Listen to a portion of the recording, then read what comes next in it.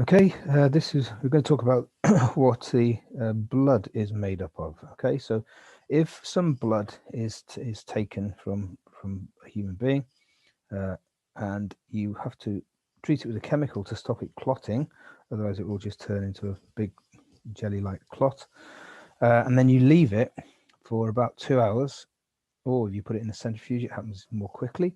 What happens is that all the cells sink to the bottom. Okay, so there's all the cells there, and that will take up about 50% of the volume of the blood.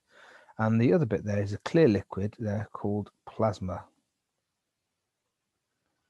It's a yellowish color, the color of urine, and that's due to the reason why they're the same color is because urine is, of course, made from blood, from plasma, and it contains dissolved ions. Okay, so there's a lot of sodium chloride in there, other ions as well, potassium ions to a lower concentration.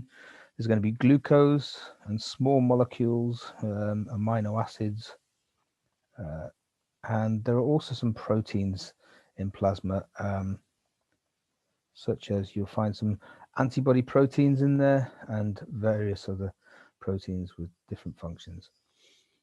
Okay, now if we look at the cells under a microscope, we of course find out that nearly all of those cells are the red cells,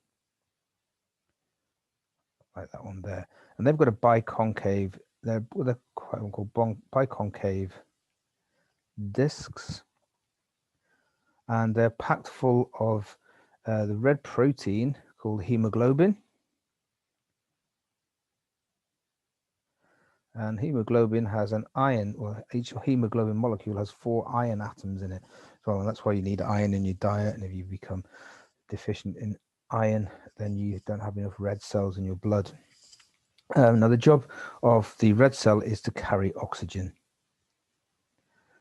Oxygen is not very soluble in water, and so it needs a special carrier molecule to get enough of it dissolved in the blood to get that delivered to the tissues. So the red cells pick up the oxygen at the lungs and releases the oxygen when it gets to the tissues where it's needed.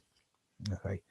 Now, about 1 in 400 of cells in the blood are so-called white cells.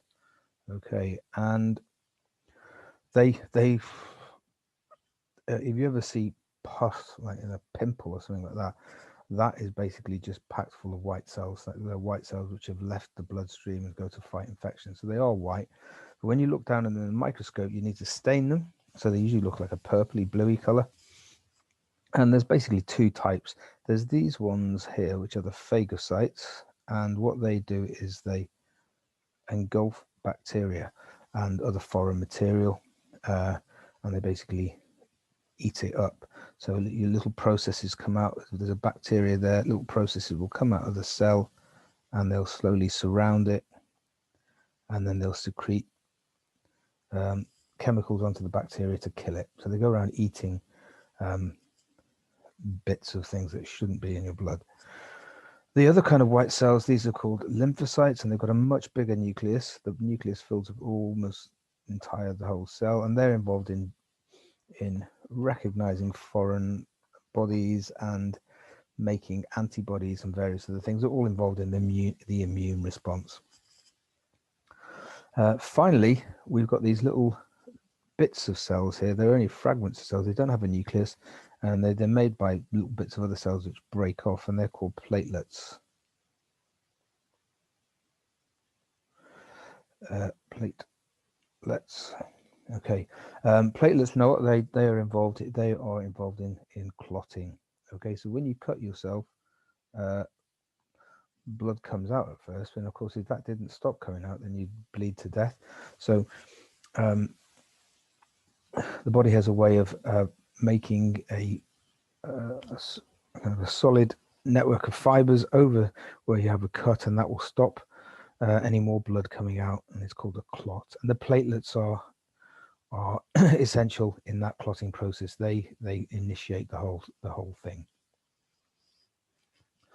Okay, so it's just a very short video on the blood The functions of the blood, so involved in carrying substances around the body, carrying oxygen around the body, very importantly in the red cells, and then the white cells, they're involved in fighting infection.